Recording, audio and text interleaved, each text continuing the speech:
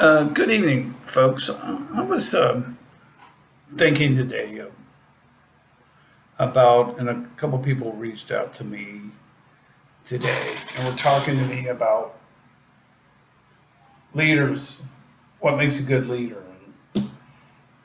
And when I was thinking about that, I was thinking about myself in general because a friend of mine as well wrote, I had the day off today and was doing some personal things. And when I was talking to them, and I shouldn't laugh about it, but when I was talking, was a couple other people, and it was kind of like a day where like everything was somewhat gelling today, especially with people. But the comment was, the one comment was, well, you think of yourself as a good leader. And I said, well, yeah, I think of myself as a good leader. But the two things that stick in my mind, because like I said, I recently finished my PhD in IO psychology, did a work on Native Americans and the impact on the COVID-19 on the reservation. And when I was thinking about it, the two things that I'm not necessarily struggle with, but I have to always think about is being persistent and then also being patient. And they're both of them are P's, patience and persistence, or persistence and patience. And the first one is being persistent. And what I mean by persistent is that I'm persistent on where I want to be. I make up my plans during the week where I want to do, where I work at Monday through Friday, what I want to achieve on the weekend, where I am on life in general. And the one thing I would like to do right now, especially with the holidays approaching very quickly, is I like to work somewhere part-time during the fall and the fall, late summer in the fall months.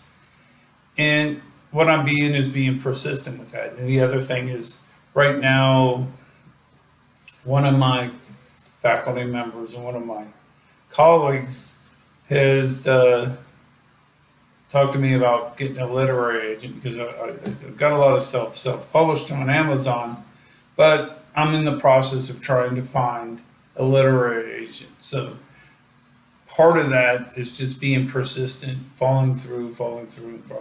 Like today, I wanted to get caught up in where I was like a couple of days behind by checking with people that are literary agents and following through with that as well. So the goal for me is always to be persistent. Now the second one is be patient. This one I struggle with because I am a very outgoing, very hardworking, and I have goals and agendas I want to achieve. So I have a tendency not to be as patient that I should be. And then once that patient kicks in, then I try to rush things. And once I rush things, I really mess things up. It becomes a cluster mess. So what I've been working on, at least for the last month or so, is being more patient about things. And it's a very big struggle. That's part of the patience. It's part of the negative thoughts. It's just being patient and not going off on the handle about something because I have a tendency to want to achieve a lot out of life.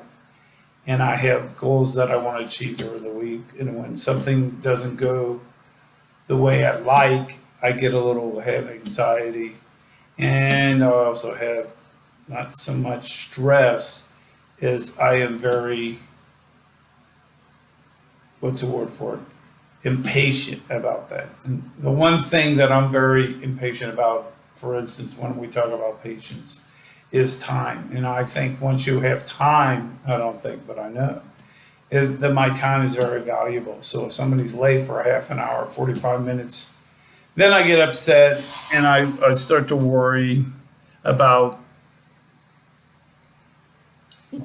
excuse me, and I was a little thirsty, how that messes up my day. But when I think about this, I want to stop myself, and though I am involved with Toastmasters, I need to find time out for being more patient and say, well, where have I want to be when it comes to part A to part B.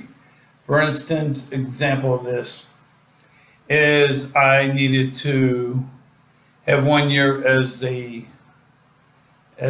president for Toastmaster on the executive board for me to help people, help some team, help a club coach. Well, I don't have a year and I have 6 months in.